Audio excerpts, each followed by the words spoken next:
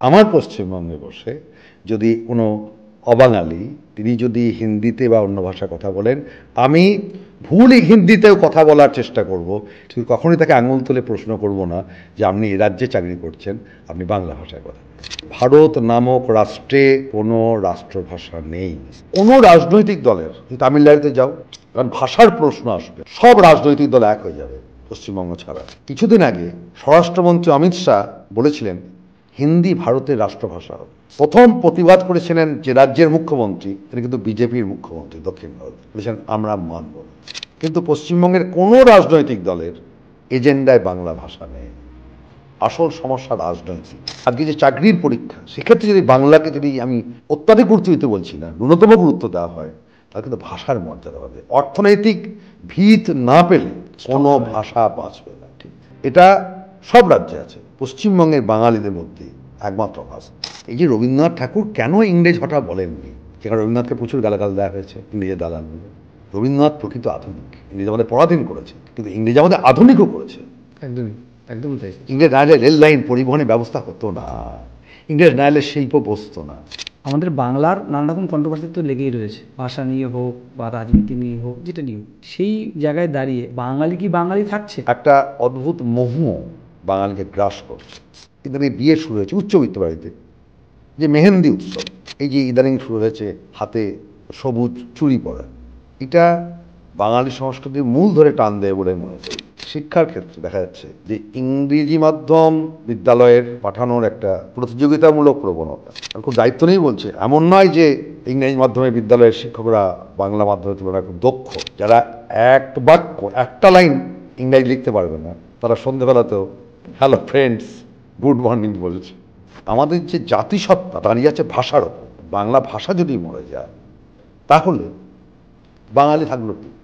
মানে এই ভাষার জন্য বাঙালি রক্ত দিয়েছে, নিজের জীবন দিয়েছে। বাঙালি কি চলে? আমি সৌরভ গঙ্গোপাধ্যায়কে বাঙালি মনে করি না। এ কারণে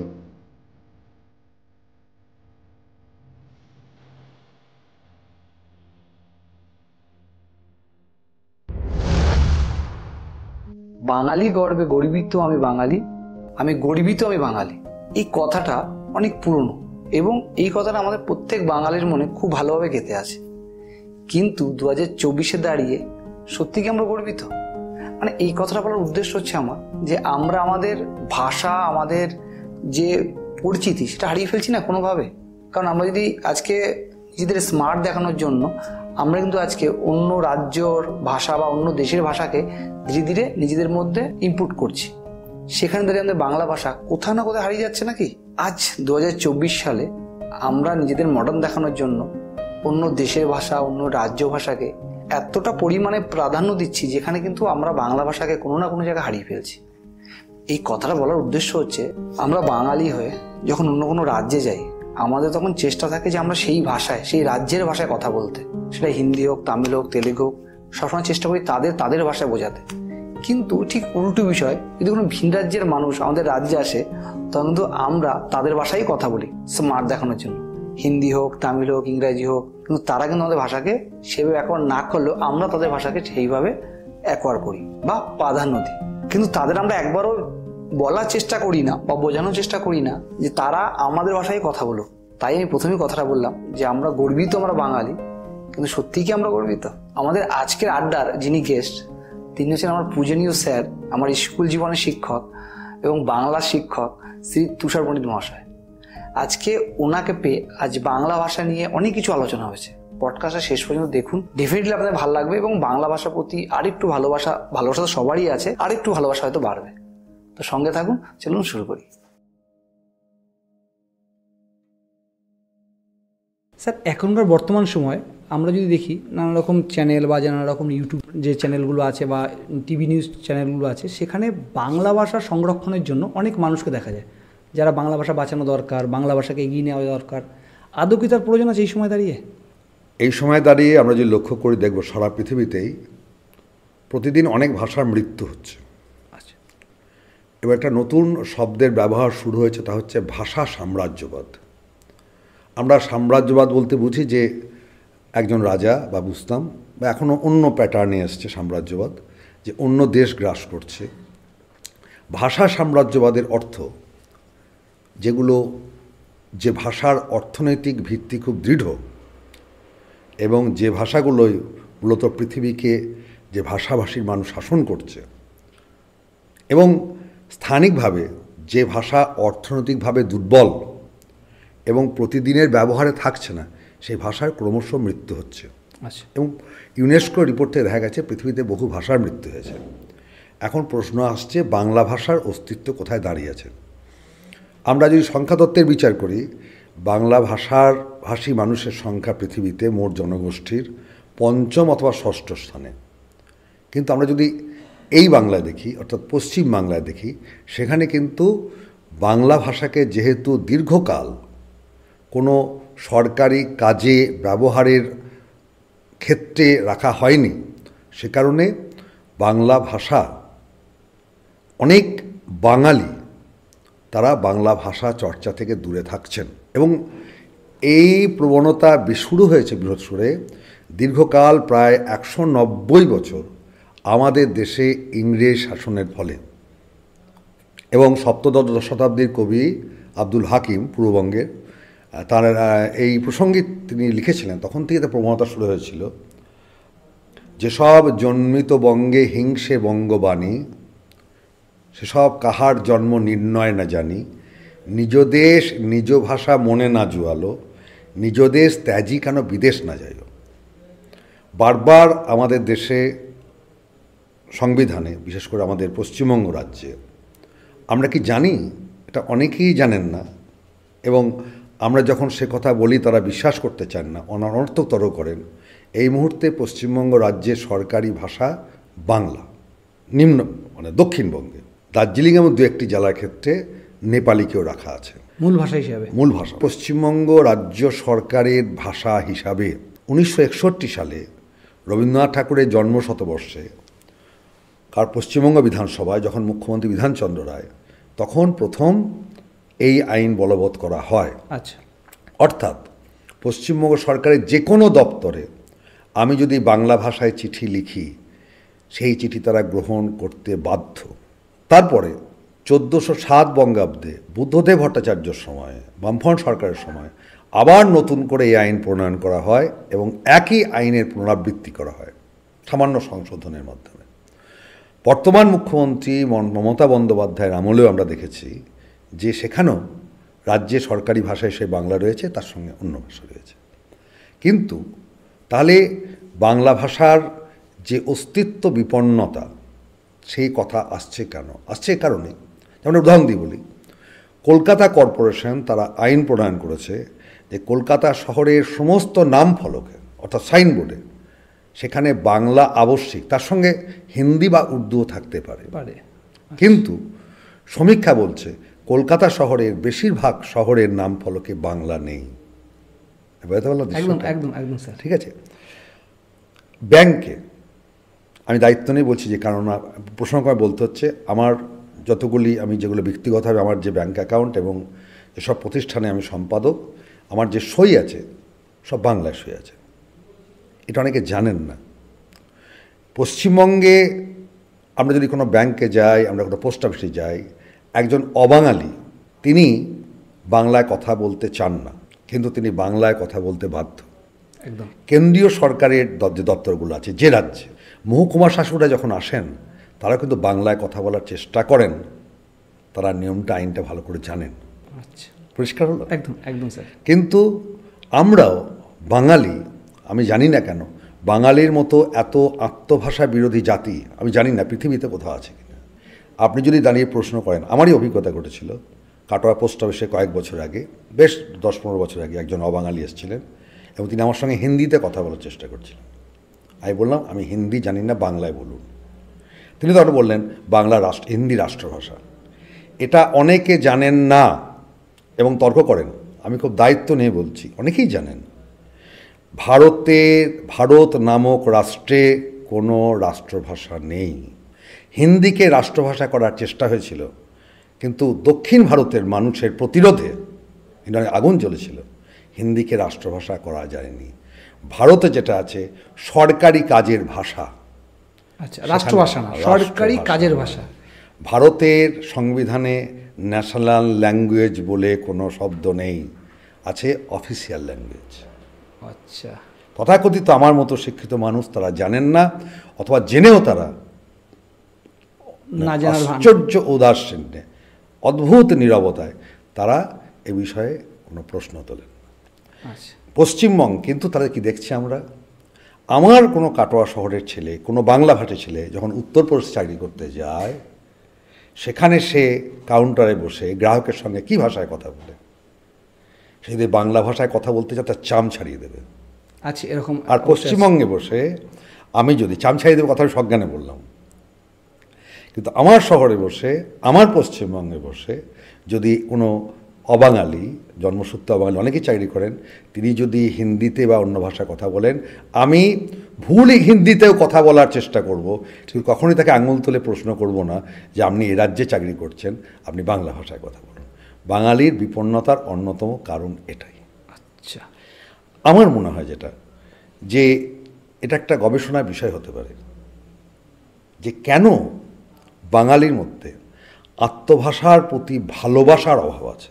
আমি দায়িত্ব নিয়ে বলছি, অথচ এখানেই তো বাংলা ভাষায় সংখ্যাতীত কবি, শিল্পী, মনীষী মানুষ জন্ম নিয়েছেন, তারা বাংলার কথা বলেছেন। একদম। সারা পৃথিবী ভারতকে চেনে কোনো নেতার নামে নয়, তারা প্রথমত চেনে রবীন্দ্রনাথ ঠাকুরের সাহিত্যিক বা কিন্তু বাঙালি সাহিত্য বাঙালি নোবেল সাহিত্যিক হিসাবে। পুরস্কার একদম, পেয়েছেন। একদম স্যার। অন্যান্য লেখকদের কথাই বাদই দিচ্ছি, এটা অদ্ভুত গবেষণার বিষয় হতে পারে। একদমই তাই। আপনি মানে আপনাকে আমরা অনেক ছোট থেকে দেখেছি, আপনি বরাবর বাংলার যে অগাধ জ্ঞান, সেটা নিয়ে কোনো সন্দেহ নেই।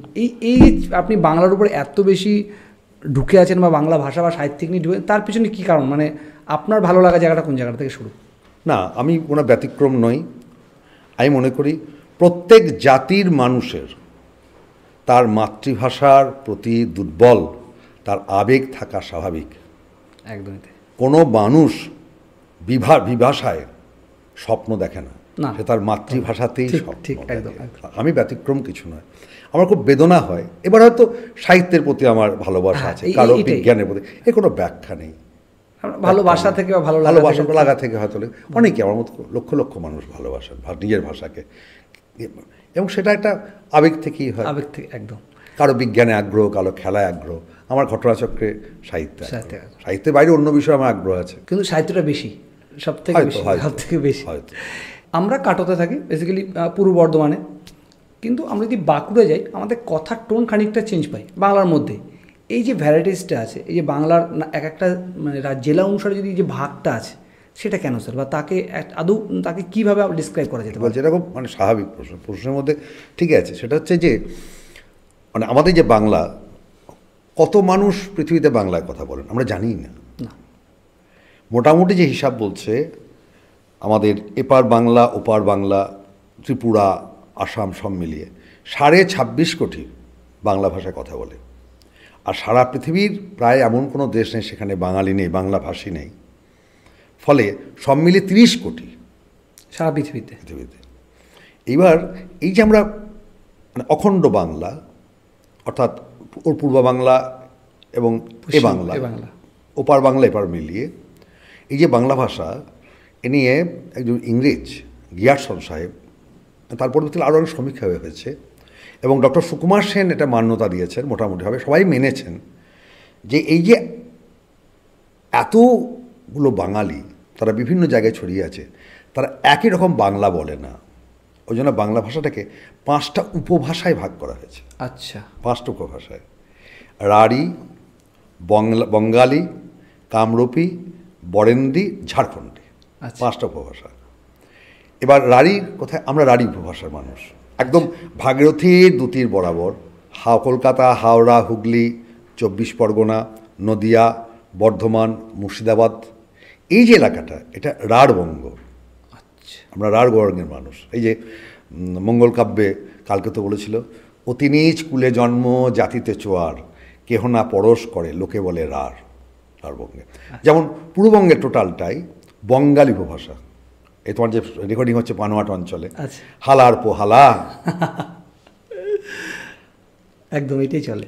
উষ্মধ্বনি, যেমন আমরা রাজশেখর বসুর চিকিৎসা সংগ্রহ গল্পে পাই, হয় হয় জানতে পারো না, হয় হয় জানতে পারো না, জেড ধ্বনি, উষ্মধ্বনি। আচ্ছা। আমার বাড়ি রান্না করে যে নমিতা দেবনাথ, ও বলে দাদা ভাত খেয়ে যান, বাত। ভাত নয় ভাত খেয়ে যান। এটা হচ্ছে বঙ্গালী উপভাষা। আচ্ছা। ঝাড়খণ্ডী হচ্ছে বাঁকুড়া, মেদিনীপুর, এই কিছু অংশের এখানে ঝাড়খণ্ডী। যেমন ধরো পুকুরের জলটা গঁধাচ্ছে বটেক, বটেক সার্থিক ক প্রত্যয়, পুকুরের জলটা গঁধাচ্ছে বটেক, ঠিক আছে? আচ্ছা। যেমন, এবং এই যে 5টা উপভাষায় মোটামুটি ভাগ করেছে, কোচবিহার টুচবিহার এগুলো হচ্ছে বরেন্দ্রী উপভাষা, আচ্ছা। ঠিক আছে? এখানে আবার ধ্বনিগত এবং রূপগত কিছু পার্থক্য। মূল তারা হচ্ছে মূল যে ধ্বনি বা উপদাত্তিগত সেটা হচ্ছে বাংলা। বাংলা। এইবার যেমন শুধু তাই কেন, আমরা যে পার্থক্য দেখি, অনেক ভাষাতেই বলেছেন যে একটা শহরে বা একটা গ্রামের বিভিন্ন পাড়ার আমরা যদি রেকর্ড করি দেখব তাদের উচ্চারণগত কিছু স্বাতন্ত্র্য আছে। এখন কাটোয়ার একটা আমার নিজেই মনে হয়েছে, আমরা সকালেই বলি, সে একদম তথাগত শিক্ষিত থেকে প্রান্তিক মানুষ, জেন, আমার বাড়ি জেন, আমরা জেন বলবোই, আমি নিজেও বহুবার চেষ্টা করে পারিনি, যাবেন না, আমরা জেন। এগুলো দীর্ঘকাল বিভিন্ন কারণে এগুলো গড়ে ওঠে, এবং এগুলোর মধ্য দিয়ে ভাষার বৈচিত্র্য থাকে, যে ভাষা একরকম না, নানা রকম, সবটাই একটা অখণ্ড বাংলা। এমন বলি উপভাষার মধ্যেও আরও ক্ষুদ্র ক্ষুদ্র ভাগ, যেমন এই যে বললাম যে আমি বঙ্গালী উপভাষা, পুরো পূর্ববঙ্গটা, আবার সেখানে দেখা যাচ্ছে চট্টগ্রাম যে চাটগাঁয়ের ভাষা, আমি কে বলে আইন। আমাদের কাটোয়া কলেজের অধ্যাপক, বাংলার অধ্যাপক ছিলেন সুনীল চক্রবর্তী, তো সুনীলবাবু বলতে তোমাদের চাটগাঁয়ের ভাষা শোনাই, এবং সেখানে আমরা তো বুঝতেই পারছি না কী ভাষায় কথা বলছে, তুই বলে একটা বলি শোনো, আমি হচ্ছে আইন, এটা কিন্তু বাংলা। এবার কখন বাংলা থাকবে না, দেখা যায় যে এই যে উপভাষাগুলো, এগুলো মানে স্বতন্ত্র হতে হতে অনেকটা দূরে চলে যাচ্ছে, ধ্বনিগত এবং রূপগত দিক থেকে সরে যাচ্ছে, তখন তার একটা স্বতন্ত্র ভাষা হয়ে উঠতে পারে। যেভাবে বাংলা ভাষা জন্ম নিয়েছে, যেভাবে অসমীয়া ভাষা জন্ম নিয়েছে, যেভাবে উড়িয়া ভাষা জন্ম নিয়েছে। আচ্ছা। তাহলে এগুলো হচ্ছে উপভাষা। এই উপভাষার সাথে সাধু ভাষার চলতি ভাষা একটা, ওটা আলাদা জিনিস, মানে এটা আবার আলাদা পার্ট যাচ্ছে। আচ্ছা। অন্য প্রসঙ্গে একটা কথা বলি, ভাষার প্রসঙ্গে, যে কতটা ভ্রান্ত ধারণা আমাদের রয়ে গেছে। যেমন এই যে উপভাষা প্রসঙ্গে বলি, মূল ভাষা, তাহলে হচ্ছে মূল ভাষা, তার থেকে হয়ে উপভাষা, ও তার মধ্যে স্বতন্ত্র হলে বিভাষা। বিভাষা আবার বলছি নিভাষা। যেমন শান্তিনিকেতন অঞ্চলে রবীন্দ্রনাথের পরবর্তীকালে আশ্রমে নিভাষা, মানে কিছু লয়ের উচ্চারণটা একরকম, নয়ের উচ্চারণটা একরকম, আচ্ছা, এগুলো নিভাষা হয়ে যাচ্ছে, ও চাটঘাটায় বিভাষা হয়ে যাচ্ছে। যেমন আর উদাহরণ দিই বলি কীভাবে ভাষা উপভাষার সম্পর্ক, ওটা আলাদা, সাধু চরিত্র আলাদা। সেটা হচ্ছে যে বাংলা জন্ম করতে হলো, বাংলা ভাষার মাকে। আমাদের দেশে সমস্যা হচ্ছে বিজ্ঞানের ক্ষেত্রে তাই, সাহিত্যের ক্ষেত্রে তাই, খুব ছোটোবেলা থেকে আমাদের অনেক ভুল শেখানো হয়, যে পরবর্তীকালে বলা হয় ওটা ঠিক না, এটাই ঠিক। এখনও অনেক বই দেখি সংস্কৃত হচ্ছে বাংলা ভাষার জননী, এটা ভুল, প্রথমত ভুল, দ্বিতীয়ত ভুল, শেষ ভুল। সংস্কৃত বাংলা ভাষার মা নয়, ঠাকুমা বলা যেতে পারে। আচ্ছা, আচার্য সুনীতিবাদ বলছি, আচ্ছা এই কথা মজা করে, আচার্য সুনীতিবাদ চট্টোপাধ্যায় বলেছেন প্রপিতামহ। তা মূল হচ্ছে প্রাচীন ভারতীয় আর্য ভাষা। ভাষা হচ্ছে নদীর মতো, সবসময় পরিবর্তন ঘটে।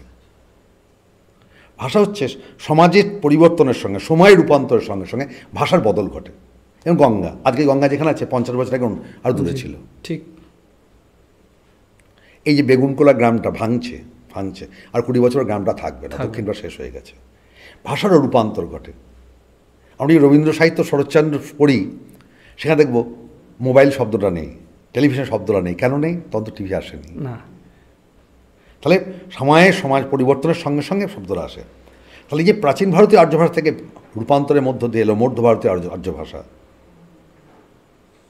অপভ্রংশ, মাগধী অপভ্রংশ থেকে বা মাগধী অবহট্ঠ থেকে বাংলা ভাষার জন্ম। আচ্ছা, এবার তাহলে বাংলা ভাষার জন্ম কী হলো? এবং দেখবে বাংলা, অসমীয়া, উড়িয়া এই 3টে ভাই বোনের মতো। আমরা যদি টিভি দেখি, আমরা দেখতে মানে অসমীয়া ভাষা বা উড়িয়া ভাষা জানি না, কিন্তু মোটামুটি বুঝতে পারবো, কিন্তু যে আমরা বুঝতে পারবো একদম। কারণটা কি? ওই একই মায়ের গর্ভ থেকে জন্ম নিয়েছে, সেই মূলটা এক জায়গায় আছে। তাহলে তখন যে ভাষা ছিল, তখন এর উপভাষা ছিল বাংলা, অসমীয়া, উড়িয়া। তখন ওই মাগধী অবহট্ঠ বা মাগধী অপভ্রংশের উপভাষা ছিল। এবার ক্রমে ক্রমে এদের মধ্যে এত স্বাতন্ত্র্য দেখা দিল, একসময় উপভাষা থেকে প্রধান ভাষায় ভাষায় রূপান্তরিত হলো, কেন্দ্রীয় উপভাষা হয়ে থেকে ভাষায়। যেমন এই যে বললাম, এই যে 5টা উপভাষা বললাম, আমরা যখন লিখি কোন ভাষায় লিখি? আমরা কিন্তু লিখি রাঢ়ী উপভাষায়, বা বিশেষ কলকাতার ভাষায়, ওটাই মান্যতা পেয়েছে। আচ্ছা, বলা হচ্ছে 5টা, যে বললাম সব জায়গায় লিখবো কী ভাষায়? পকরের জলটা গাঁধাচ্ছে বটেক, বা রবীন্দ্রনাথ লিখে বেলা পড়ে এলো জলকে চল, বিখ্যাত কবিতা সেই যে স্বাধীনতা ও পতাকা কোনটা, ও দড়িট না গাছটো, তাহলে ওটা তো ভাষা আমরা প্রধান লেখায় নিইনি, কোথাও তো সংলাপে এসছে।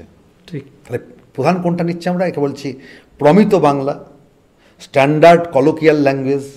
কোনটা বলছি? সেটা হচ্ছে কলকাতার ভাষা। বিবেকানন্দ বলছি কলকাতার ভাষাই হবে স্ট্যান্ডার্ড ল্যাঙ্গুয়েজ। প্রধান লেখার ক্ষেত্রে ওইটাই থাকছে। মানে লেখা হিসাবে আমাদের কলকাতা ভাষাটাকে প্রাধান্য দেওয়া হচ্ছে, আর বাকি ভাষাগুলোকে আমরা উপভাষা হিসেবে ব্যবহার করছি। এবার আমি যে কথাটা বলছিলাম, সাধু ভাষার চলতি ভাষা, এটার মধ্যে ডিফারেন্সিয়েশন, মানে এই জিনিসটা কি? সাধু ভাষা চলতি ভাষা লেখার ক্ষেত্রে। আচ্ছা, বলার ক্ষেত্রে তো খানিকটা আসে। বলার ক্ষেত্রে আসে না। কোথায় বলার ক্ষেত্রে? বলার চলতি ভাষা যেমন আমরা বলি হ্যাঁ, চলতিতেই বলি। আচ্ছা, এইটা চলতিতে বলি, সাধুতে আমরা বলি না কথা। আচ্ছা, লেখার ক্ষেত্রে প্রশ্ন আসে সাধু না চলিত, শুধুমাত্র লেখার ক্ষেত্রে আসে। এবং এটা কিন্তু খুব পুরোনো কালের নয়। বাংলা সাহিত্যে শুরু হচ্ছে করতে চর্যাপদ থেকে বা চর্যাগীতি থেকে। একদম। তখন কি ভাষা ছিল? আপনা মাংসে হরিণা বৈরি, নগর বাহিরি রে ডম্বি তোহারি কুড়িয়া। আচ্ছা, 1000 বছর, মোটামুটি আনুমানিক 1000 বছর বাংলা ভাষার জন্ম। আর কেউ বলছেন 8ম থেকে 10ম, কেউ 10ম থেকে দ্বাদশ, কেউ বলছেন 10ম। আমি 1000 আনুমানিক ধরে নিলাম। আসলে বাংলা ভাষা কেমন পরিবর্তন ঘটেছে।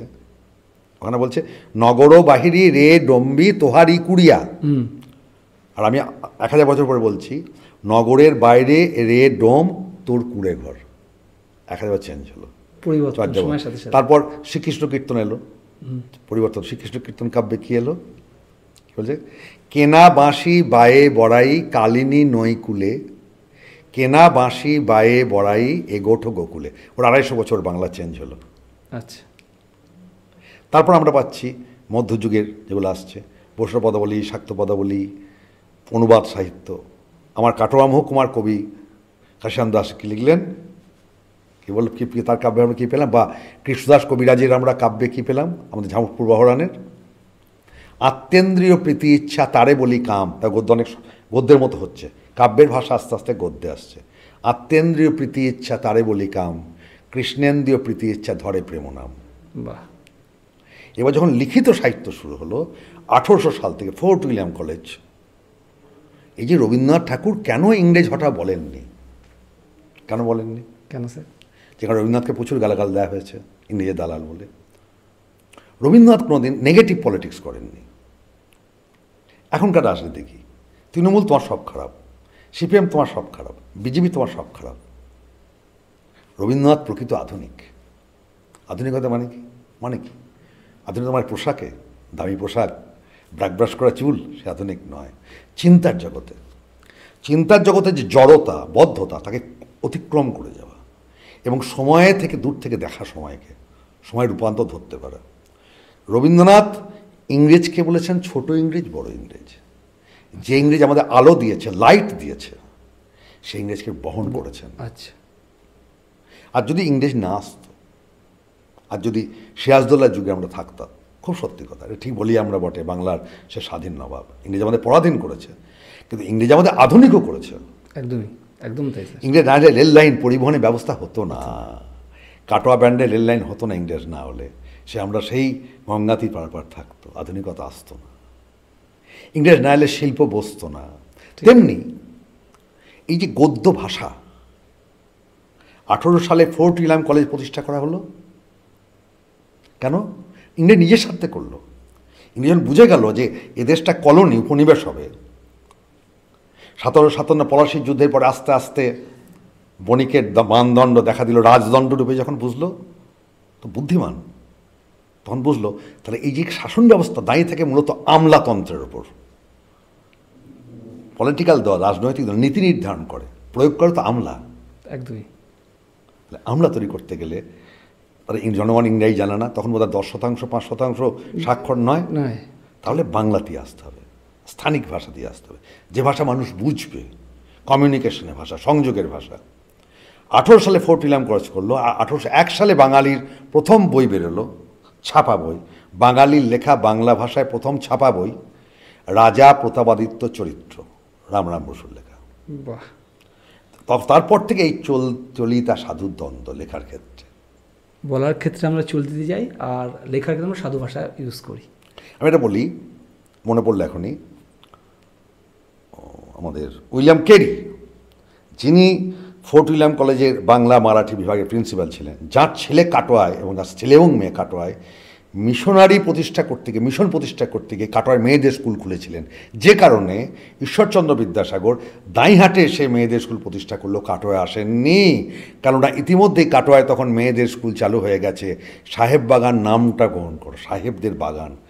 এখন যেখানে ইন্দিরা গান্ধীর মূর্তি স্ট্যাচু, তার বাঁ দিকের কবিরাজপাড়ায় ওই বাড়িতে ছিল মেয়েদের স্কুল, আস্তে প্রায় 200 বছর আগে। তাহলে এই যে ইংরেজ, সে তো আমাদের পীড়ন করেছে, শোষণ করেছে, আর ইংরেজ আমাদের কিন্তু সময়ের সাথে সাথে আধুনিকও করেছে, আলো দিয়েছে। তাহলে এই যে সুর হলো গদ্য, যেমন আমি আমার যার স্মৃতি থেকে বলছি, ভুল হতে পারে, উইলিয়াম কেরির কথোপকথন বই থেকে একটা কথা বলছে, ওলো তোর ভাতার বলছেন, কারে কেমন ভালোবাসে বল শুনি। দুটো মেয়ের কথা আছে, ওলো তোর ভাতার কারে কেমন ভালোবাসে বল শুনি। তার একজন বলছে যে নূতন সারিয়া পুরাতনের দিকে আর কে চাহে। দেখো, ওলো ভাতার, আর বলছে নূতন ছাড়িয়া পুরাতনের দিকে আর কে চাহে। এই যে সাধু ভাষা, তার আগেও করেছেন মৃত্যুঞ্জয় তর্কালঙ্কার, মৃত্যুঞ্জয় বিদ্যালঙ্কার। আচ্ছা, সাধু ভাষা কিন্তু বিদ্যাসাগরের। তারপর একটা সাধু বাংলা গদ্যের চলিত শুরু হলো। এটা প্রথম আঘাত করলেন দুজন চলিত ভাষা লেখার ক্ষেত্রে, একটা প্যারীচাঁদ মিত্র আর একটা কালীপ্রসন্ন সিংহ। একজনের বই হচ্ছে হুতম প্যাঁচার নকশা, আরেকজনের বই আলালের ঘরে তুলাল। সেই সাধু এবং চলিত দ্বন্দ্ব শুরু হলো, মিলন দুটি চললো। এবং বিবেকানন্দ চলিত ভাষার পক্ষে ছিলেন, আবার দেবেন্দ্রনাথ ঠাকুররা সাধু ভাষা, এই চলতে আরম্ভ করলো। এখন বোধহয় আনন্দবাজার পত্রিকার সম্পাদকীয় ছাড়া আর কোথায় সাধু ভাষার ব্যবহার দেখতে পাই না। এই ভাষা যেমন নানা রকম ভাগ, আমি বলি সাধু একটা মনে পড়ছে, সাধু ভাষার মধ্যে তারা মাধুর্য আছে। শিওর, ওটা বলি, বিদ্যাসাগরের সীতার বনবাসের একটা লাইন, গাম্ভীর্য আছে, ঐশ্বর্য আছে। এই সেই জনস্থান ও মধ্যবর্তী প্রশ্রবণ গিরি, এই গিরির শিখর দেশ, আকাশপথে সতত সঞ্চরমান জলধর মণ্ডলীর যোগে নিরন্তর নিবিড় নীলিমায় অলঙ্কৃত। জাস্ট মনে পড়লো বললাম। কিন্তু আমাদের চলতি ভাষায় যে আমরা স্পর্শ করতে পারবো সাহিত্য, ততটা হয়তো হবে না। এই স্যার সাধু চলতির যে ভাগটা রয়েছে, বা আমাদের ভাষার যে এত ভাগ রয়েছে, তার সাথে একটা যেমন লেখার দিকে যাই, একটা বিশেষ জিনিস হচ্ছে বানানের দিক দিয়ে।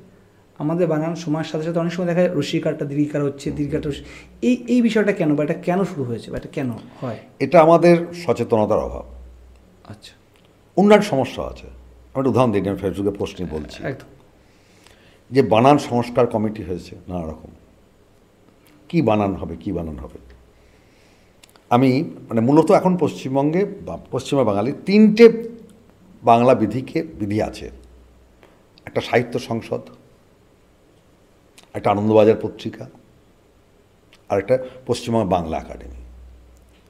এই যে ভাষাতত্ত্বে বানানের মানুষ কিন্তু পশ্চিমবঙ্গে হাতে গোনা, খুব বেশি লোক নয়। সাহিত্যে যেমন লক্ষ লক্ষ লোক, কবিতা লিখছে কোটি কোটি লোক, এমন কিন্তু নয়। তা যখন এই বানান নিয়ে বিরোধ, আমাদের কাটোয়া কলেজের শ্রদ্ধেয় অধ্যাপক সুভাষ ভট্টাচার্য, আমি তো একটু অন্যদের নমস্কার করি না, ওই জন্য আমি আমার শিক্ষকদের নমস্কার করি। তা আমি জিজ্ঞেস করছিলাম, স্যার আপনি তো 3টে কমিটিতেই আছেন, তাহলে কোন বানানটা কোনটা মানবেন সেটা বিষয়। গান্ধী না গাঁধী? আনন্দবাই লিখছে গাঁধী, ইন্দিরা গাঁধী, অন্যরা লিখছে গান্ধী। বলেন ইগোর সমস্যা। আনন্দবাই মনে করছে আমার ইগো, সুভাষ যেটা বলেছেন আমাকে, আমার ইগো, বাংলা একাডেমি মনে করছে আমার ইগো, সাহিত্য সংসদ মনে করছে আমার ইগো, সবারটাই বড়। অন্য কথা বলি, এটা কিন্তু খুব বেশি বানান নিয়ে বিরোধ নেই। আচ্ছা, রিসেন্ট আমি বড় কথা বলি, দুর্গা বানানটা আমি ফেসবুকে পোস্ট করেছিলাম এবছরই, যে দয়হস্যু গয়রে ফাঁকা লিখুন, দয় দীর্ঘ গয়রে ফাঁকা লিখলে দেবী দুর্গা রেগে যাবেন। কেন স্যার? বানানটা দয়হস্যু গয়রে ফাঁকা, আচ্ছা, দুর্গা, দয় দীর্ঘ গয়রে ফাঁকা না, ভুল ভুল এবং ভুল, ভুল ভুল এবং ভুল, বানানটা দয়হস্যু গয়রে ফাঁকার। কিন্তু সমস্যা কোথায়?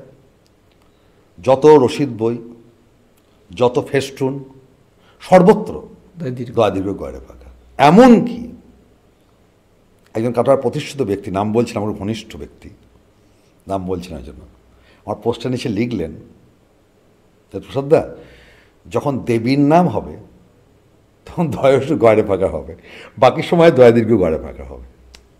হায় আল্লাহ, এটা কখনো হয়? ওই দুর্গা, দেবী দুর্গা, তথাকথিত দেবী দুর্গা নাম থেকেই তো আমরা দুর্গা ব্যবহার করছি। ঠিক।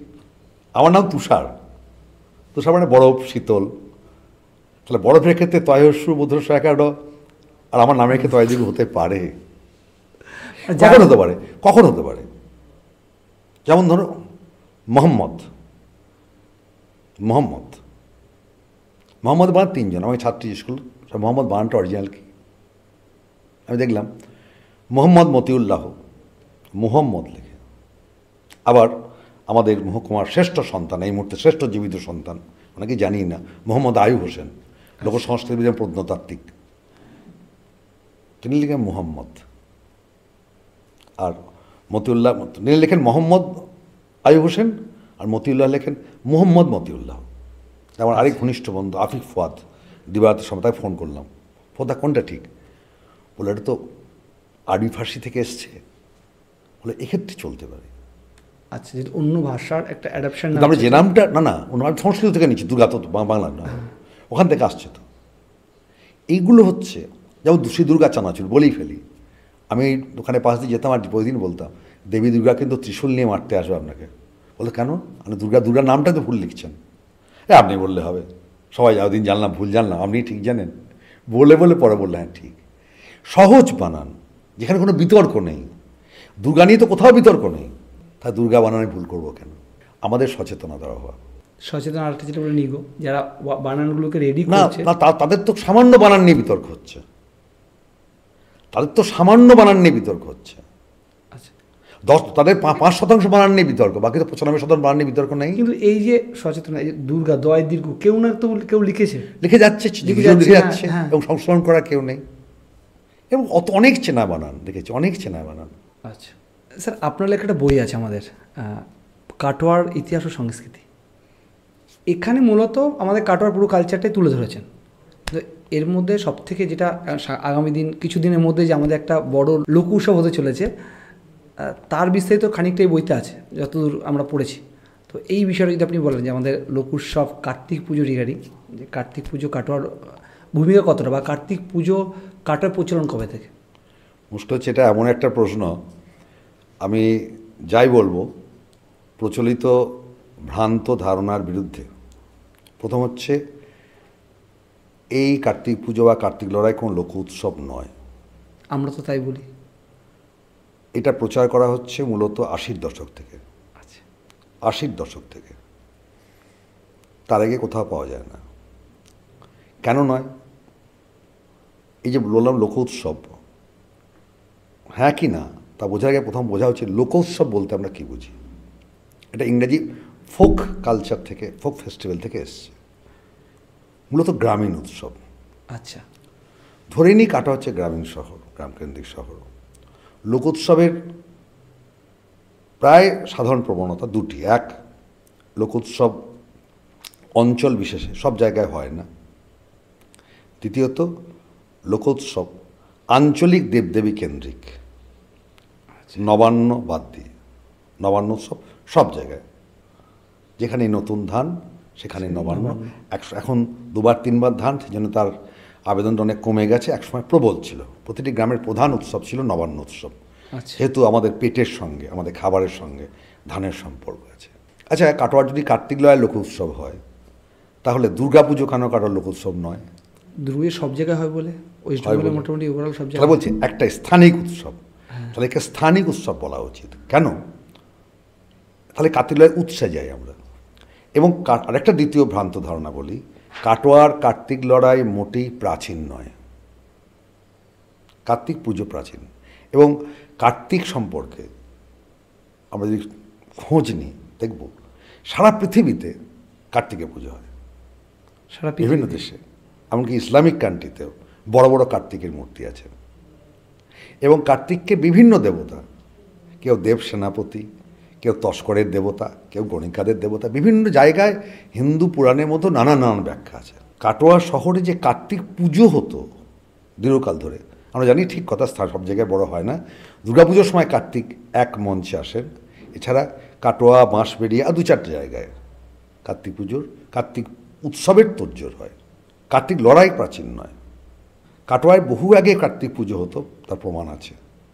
কেন লড়াই কথাটা বলি, 2-3টে উদাহরণ দিই। এক, কাটোয়ার যে প্রাচীন পত্রিকা প্রসূন পত্রিকা 1903 সাল থেকে 1922 সাল পর্যন্ত বেরিয়েছে, সেখানে কার্তিক শব্দটার কোনো উল্লেখ নেই, কার্তিক পুজো কথাটার উল্লেখ নেই, লড়াই পরের কথা। 1922 সাল পর্যন্ত।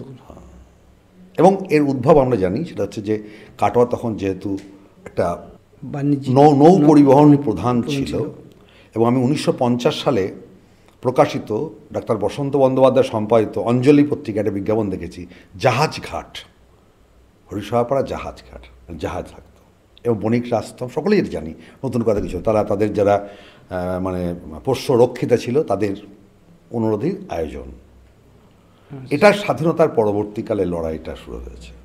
লড়াইয়ের যে প্যাটার্নটা, তখন বিপরীতমুখী প্রথম দিকে বিপরীত দিক থেকে এক একটা থাকা ক্রস করত, এবং এটা হচ্ছে ক্রস করতে গেলে রক্তপাতও ঘটবে, তার কিন্তু কোনো বর্ণনা কোনো প্রাচীন পত্রিকায় নেই।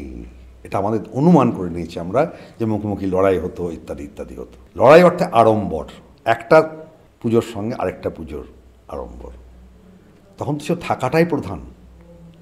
এই যে এখন আমরা বলছি সিটিং, বসা ঠাকুর, এগুলো তো আধুনিককালে, একদম 90 দশক থেকে তার তোড়জোড় শুরু হয়েছে। তার আগে তো শুধুই ছিল কাঁধে নিয়ে ঘোরা, কাঁধে নিয়ে মানুষ করত। এটা হচ্ছে কার্তিক লড়াইয়ের ইতিবৃত্ত। এ নিয়ে খুব মতান্তরের কারণ আছে বলে মনে হয় না।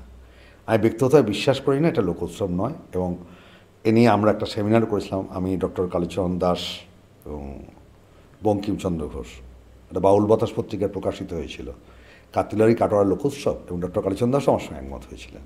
আচ্ছা, মানে আমরা যেটা জানি সেটা আদৌ ঠিক না।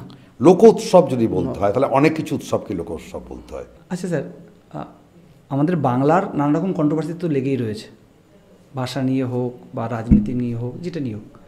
সেই জায়গায় দাঁড়িয়ে আমরা বাঙালি কি বাঙালি থাকছে আমাদের? না, এটা তো ঠিকই যে অনেক রূপান্তর ঘটছে, মানে কোনো জাতিসত্তাই বাঙালিদের জাতিসত্তা, এবং কোনো সব জাতিসত্তারই সময়ের সঙ্গে সঙ্গে তার কিছু রূপান্তর ঘটে। কিন্তু খুব ভালো প্রশ্ন এটা, যে আমার মনে হচ্ছে বাঙালি জাতিসত্তার ক্ষেত্রে, বাঙালি জীবনযাপনের ক্ষেত্রে মানে অতি দ্রুত পরিবর্তন ঘটছে, এবং মূল থেকে অনেকটা সরে যাওয়ার প্রবণতা দেখছি। এই যে কথাটা বললাম এটার মধ্যেও আংশিকতা আছে, কেননা মোটামুটিভাবে আমরা বাঙালি যে জীবনযাপন একে দুটো স্তরে ভাগ করতে পারি, একটা উচ্চবিত্ত বাঙালি, তথাকথিত শিক্ষিত বাঙালি, আর একটা প্রান্ত বর্গের বাঙালি, প্রান্তিক বাঙালি, বা যাকে আমরা ইংরেজিতে সাবঅল্টার্ন বলছি। এই উত্তম কুমারের ওগবধূ সুন্দরী সিনেমায় একটা গান আছে, এটা হচ্ছে উত্তম কুমার এই মিথ্যা অভিনয় করছেন, মাতালের অভিনয় করছেন, গান গাইছেন যে এই তো জীবন, সেখানে এক লাইন আছে যে সাহেবরা সব চলে গেছে, যায়নি দেশ ছেড়ে, আমরা ধরে আছি ল্যাজটা। প্রথম হচ্ছে যে শিক্ষার ক্ষেত্রে, রূপান্তরের ক্ষেত্রে, শিক্ষার ক্ষেত্রে দেখা যাচ্ছে যে ইংরেজি মাধ্যম বিদ্যালয়ের পাঠানোর একটা প্রবল প্রবণতা, প্রতিযোগিতামূলক প্রবণতা। কাটোয়া শহরে যে ইংরেজি মাধ্যম স্কুলগুলো রয়েছে, আমি একদিন দেখলাম দাঁড়িয়ে যখন স্কুল থেকে ছেলেরা ফিরে যাচ্ছে, এমন কিছু নিম্ন আয়ের মানুষজন তাদের ছেলে মেয়েকে পড়াচ্ছেন, তার যে বিশাল ব্যয়, সে ব্যয় বহন করার মতো সামর্থ্য তাদের নিয়ে আমি জানি। একটা অদ্ভুত মোহ, এটা তথাকথিত গ্লোবালাইজেশনের ফল হতে পারে, বিশ্বায়নের ফল হতে পারে, বাঙালিকে গ্রাস করছে।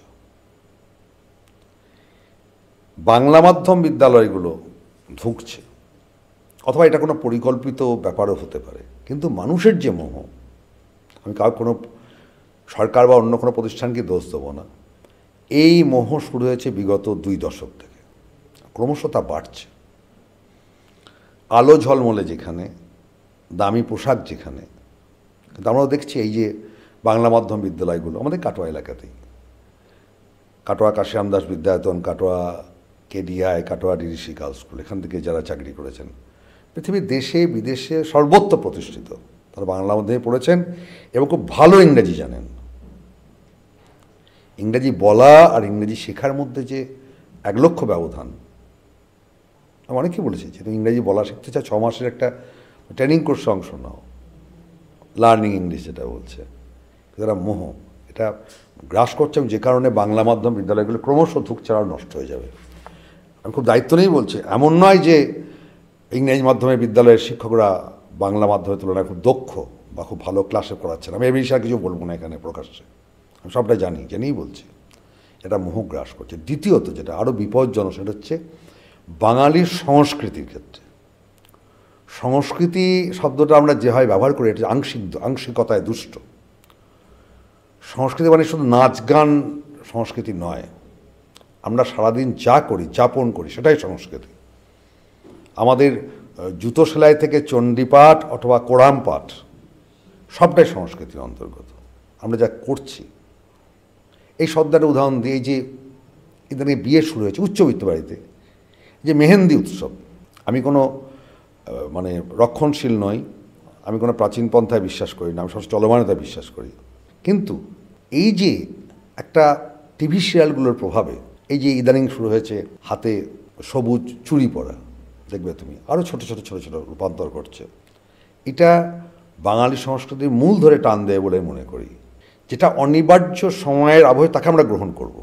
এক্ষেত্রে আমি বলবো যে অবাঙালি, আমি যা শহরে দেখি, কাটোয়া শহরে যারা বাস করেন, তারা কিন্তু নিজের বাড়িতে তারা কিন্তু সেই গুজরাটি বলুন, মারোয়াড়ি বলুন, সেই ভাষাতেই কথা বলে নিজেদের মধ্যে, তা বলে, আমিও দেখেছি কথা বলে। কিন্তু আমার ভালো লাগে, আমার পাড়াতে অনেক অবাঙালি আছে, কিন্তু বাঙালির সামনে যদি একজন কোনো অবাঙালি আসে, তার সঙ্গে কীভাবে ভুল হিন্দিতেও কথা বলার চেষ্টা করবে, ব্যর্থ চেষ্টা করবে, নিজেকে হাস্যকর করে তোলতে প্রমাণ আমরা দেখছি, অজস্র উদাহরণ দেওয়া যায়। আমি জানি না বাঙালির এই রূপান্তর তাকে কোন পথে নিয়ে যাবে। কেননা হচ্ছে, আমি বাঙালি কেন, প্রথম বলি আমি বাঙালি কেন, দুটো কারণে। এক, আমি এই বঙ্গদেশ ভূখণ্ডে বাস করি, এপার বাংলা, ওপার বাংলা, অপার বাংলা, মানে আসাম টাসাম। আর দ্বিতীয়ত হচ্ছে, আমি বাংলা ভাষায় কথা বলি। আমি আরেকটা একটু অনেকে কষ্ট বলছি, আমি ভি ভালসারারকে বাঙালি মনে করি, আমি উষা উত্থপকে বাঙালি মনে করি, আমি অজিত পাণ্ডেকে বাঙালি মনে করি। তারা জন্মসূত্রে বাঙালি নন, কিন্তু সারা জীবন ধরে তারা বাঙালি সংস্কৃতির পৃষ্ঠপোষকতা করেছেন। আমি সৌরভ গঙ্গোপাধ্যায়কে বাঙালি মনে করি না, এ কারণেই, কেননা আমি দেখেছি যে অনাবশ্যক বাংলা প্রশ্নের উত্তরে ইংরেজিতে কথা বলেন। আমি সাধারণত খেলা দেখি না, আমি একটা টিভিতে আমার ভাই দেখছিলেন, পাশে বসে দেখলাম, তখন শেখ হাসিনা বাংলাদেশের প্রধানমন্ত্রী, ভারত বাংলাদেশ খেলা হচ্ছে বাংলাদেশের মাটিতে, শেখ হাসিনা বাংলায় কথা বলছেন, সৌরভ গঙ্গোপাধ্যায় ইংরাজিতে উত্তর দিচ্ছেন। অনেক সৌরভ আছে চারপাশে আমাদের, তারা মনে করেন অকারণে অন্য ভাষায় কথা বললেই বোধহয় নিজেকে একটু আত্মসহায় করা যায়। কিন্তু আমরা দেখেছি আমাদের অভিজ্ঞতায়, যারা প্রকৃত ইংরাজি যারা গুণী মানুষ, বাঙালি যে জন্মসূত্রে, তারা সর্বত্র বাংলাতেই কথা বলেন। তারা যখন ইংরাজিটা লেখেন, যারা এক বাক্য, একটা লাইন ইংরাজি লিখতে পারবে না, তারা সন্ধেবেলাতেও হ্যালো ফ্রেন্ডস, গুড মর্নিং বলছে। রবীন্দ্রনাথ বলেছিলেন, নিজের ভাষা হায় ভুলিতে সবে চায়, এটা বাঙালির দিক তাকেই রবীন্দ্রনাথ বলেছিলেন। এটা খুব বেদনার। তবে সুনীল গঙ্গোপাধ্যায় আমাকে একটা কথা বলেছিলেন, সেটা হচ্ছে, আমাকে নয়, 2007 সালে যখন আমরা কাটোয়া কলেজ পাড়ায় বঙ্গ সংস্কৃতি উৎসব করেছিলাম, যেমন কলেজ পাড়ার সংস্কৃতি চক্রের প্রাঙ্গণটাকে আমরা ভাষা উদ্যান নামে চিহ্নিত করেছিলাম, সুনীল গঙ্গোপাধ্যায় প্রকাশ্যেই বলেছিলেন, ময়ূরের পতন সহজে ঘটে না, একটা বট গাছ পড়তে অনেক সময় লাগে। এই গ্রহণ এবং বর্জন, আমরা এর মধ্যেই তো আমার আধুনিকতা। একদম তাই। রবীন্দ্রনাথই বলেছেন, দিবে আর নেবে মিলাবে মিলিবে, কিন্তু আমার যে নিজস্ব বাঙালি যে সংস্কৃতি তাকে বাদ দিয়ে নয়, আমরা গ্রহণ করবো অবশ্যই, কিন্তু নিজত্ব ভুলে গ্রহণ করা সেটা আত্মঘাতী ছাড়া আর কিছু না, এটা আমার মনে হয়। এই যে এখন ইয়াং জেনারেশনের মধ্যে এই প্রবণতাটা অবশ্যই বেশি, সময়ের সাথে সাথে যেটা হচ্ছে, তো সেখান থেকে আমরা দেখতে গেলে আমাদের প্রায় বই পড়া প্রবণতা, মানে আমরা যদি আমাদের বাড়ির কালচারটা, আপনি যে এইমাত্র বললেন যে বাড়ির কালচারটায় আমরা মানে যারা অবাঙালি তারা তাদের ভাষায় কথা বলে, না আমরা অনেক সময় একটু স্মার্ট হওয়ার জন্য বাড়িতে অনেক সময় ইংরেজিতে কথা বলার চেষ্টা করি, হিন্দিতে কথা বলার চেষ্টা করি, হয় এগুলো অনেক ফ্যামিলিতেই আছে। তো সেখান দাঁড়িয়ে আমাদের যেহেতু নিজের ভিতটাই মজবুত হচ্ছে না, সেখানে বই পড়া প্রবণতা ধীরে ধীরে কমছে। এই বই পড়া প্রবণতা কমার জন্য কি বাংলা ভাষায় কোনো এফেক্ট পড়ছে? না, বই পড়ার প্রবণতা কমছে এটা বাক্যটা পুরোপুরি সমর্থনযোগ্য নয়। আচ্ছা। তবে পরিস্থিতি অনেক কঠিন হয়েছে। যেমন আজ থেকে যদি আমরা 30-40 বছর আগে দেখি, তখন তো বিনোদনের উপকরণ কম ছিল, একদম। তাতে এত প্রযুক্তির বিস্ফোরণ ঘটেনি, সরকারি লাইব্রেরিগুলো চলমান ছিল, মানুষ সেখানে যেত, বই নিত। কিন্তু আজকে অবস্থা, যে কাটোয়া মহকুমায় 30টি সরকারি লাইব্রেরি আছে, মহকুমাতে কাটোয়া মহকুমা 30টি সরকারি লাইব্রেরি আছে, বিষয় লাইব্রেরি বন্ধ, কেননা কর্মী নেই, হাতে গোনা কর্মী, 8-10 জন কর্মী। তখন টিভি সিরিয়াল ছিল না, মারা বোনেরা যারা গৃহগত তারা বই পড়তেন, কিন্তু সামগ্রিকভাবে কিন্তু বই পাঠের আগ্রহ কমেছে বলে মনে হয় না। এই প্রশ্নটা আমিও প্রায় শুনি অনেকের মুখে যে ইবুক চালু হয়ে গেছে। তা আমার ছেলেকে আমি জিজ্ঞেস করলাম, আরে যে ইবুক তাহলে কি, আমার বাড়িতে যেহেতু প্রচুর বই আছে পরেও যে এই বইগুলোর কোনো মূল্য থাকবে না? ও যেটা বললো তা হচ্ছে যে কটা বই ডিজিটাল হয়েছে। যে আমার বাড়িতে থাকা কয়েকটা বই, যেমন তুষার রায়ের শেষ নৌকো, দীপেন্দ্রনাথ বন্দ্যোপাধ্যায়ের শোক মিছিল, আরও কিছু বই, বলে এগুলো তো ডিজিটাল হয়নি, হবেও না। দ্বিতীয়ত বলি, যে লাইব্রেরিগুলো খোলা আছে সেখানে কিন্তু প্রচুর পাঠক, মানুষ, সব বয়সের মানুষ যাচ্ছে। উদাহরণ দিই, কাটোয়া মহকুমা গ্রন্থাগার খুব চলমান, প্রতিদিন প্রচুর মানুষ আসছে, সব বয়সের মানুষ, এবং কম বয়সী ছেলেমেয়েরাও আসছে, তারাও কিন্তু বই নিচ্ছে, এটা একটা দিক। দ্বিতীয়ত কারণ হচ্ছে এই যে প্রযুক্তি ব্যবহার, একটা আর্থিক ক্ষমতার প্রশ্ন আছে। দ্বিতীয়ত বইয়ের পাতা উল্টে পড়ার যে রস, আনন্দ, সে আনন্দ যারা পেয়েছে আমাদের বয়সী যারা মানুষ, তারা কিন্তু ইবুকে পাবে না। দ্বিতীয়ত যদি বই কেনা বা পড়া বন্ধ হয়ে যায়, এত পশ্চিমবঙ্গের বইমেলা হচ্ছে, কারা বই কিনছে? কোনো ভূতে তো বই কিনছে না। প্রত্যেক বছরই একটা করে নতুন নতুন বইমেলা হচ্ছে, প্রতিদিনই কোনো না কোনো প্রকাশন, নতুন প্রকাশন সংস্থা জন্ম নিচ্ছে। ফলে একটা ধুয়ো তোলার মধ্যে বলা হয় নতুন জেনারেশন নষ্ট হয়ে গেল। তা আমাদের সময় বোধহয় আমাদের বাবারা বলেছিল, আমার দাদুরাও বোধহয় বাবাদের বলেছিল, আমার দাদুদেরও বোধহয় তার বাবারা বলেছিল। আমি যেহেতু বই নিয়েই থাকি, আমার মনে হয় না বই পড়ার প্রতি আকর্ষণ মানুষের কমেছে। তবে যেহেতু এখন গুগল, ইউটিউব, এবং সেখানেই বা কী বলবো, সেখানে তো প্রচুর ভুল, ওই বিষয়টাই আর কি। গুগলকেও তুই পুরো বিশ্বাস করবি কী করে? শেষ পর্যন্ত বইয়ের কাছে ফিরে আসতে হবে। যেমন একটা নতুন কথা বলি এই প্রসঙ্গে, সাময়িকভাবে কিছু মনে হতে পারে পিছু হটছে, কিন্তু শেষ পর্যন্ত পিছু হয়তো হটতে নাও পারে। যেমন একটা কথা বলি, বলুন। বলো। আমি বলতে চাইছি যে আস্তে আস্তে যেহেতু অ্যাডাপশনগুলো চেঞ্জ হচ্ছে, আমাদের মানে টেকনোলজি অনেক ডেভেলপ করেছে, তো বই ইবুকের সংখ্যা অনেক, নতুন নতুন যে লেখক আছে তারা কিন্তু ইবুকেও কনভার্ট হচ্ছে, যারা বই লেখা। ঠিক, একসময় দুটোই চলবে। হ্যাঁ, একদম, এটা ঠিক কথা, একসময় দুটোই চলবে। কিন্তু আমি তো এই মুহূর্তে বই, কেননা আমি কেনা থেকে শুরু করতে চাইছি, তাহলে বই কিনছে কারা? আর লোকের এত উদার হয়ে যায়নি যে লেখকদের সাহায্য করার জন্য বইটা পড়বো না, কিনে নিয়ে। একদম, একদমই। আমি এখান থেকেই যাচ্ছি, আমি সব মানছি। তাহলে বইগুলো এত কোটি কোটি টাকা, যে কাটোয়া বইমেলা বলি আমি, কাটোয়া বইমেলায় কত পরিমাণ বই বিক্রি হয়, আমি যদি বইমেলায় গত 25 বছর সম্পাদক, বিশ্বাস করবেন। এখানে কোনো সরকারি স্পন্সরশিপ নেই, প্রকাশকরা লাইন দিয়ে আসছে, এবং আমাদের ফেব্রুয়ারি মাসে বইমেলা হবে, এখন থেকে তারা ফোন করছে, আসছে কেন? এটা তো একদমই ঠিক যে বই তো অবশ্যই কিনছে, কিন্তু আপনার কি মনে হয় আপনি একটা বইমেলার মতো একটা সংস্থাকেও আপনি মানে আমাদের কাটোয়াবাসীর জন্য বা কাটোয়া শহরের জন্য আপনি সেটাকে মেনটেন করছেন বা আপনার পরিচালনা হচ্ছে, আপনার কি মনে হচ্ছে আপনি সংখ্যাটা কি বাড়ছে না অ্যাভারেজ আছে না কমছে বই কেনার প্রবণতার দিক দিয়ে? কমছে না।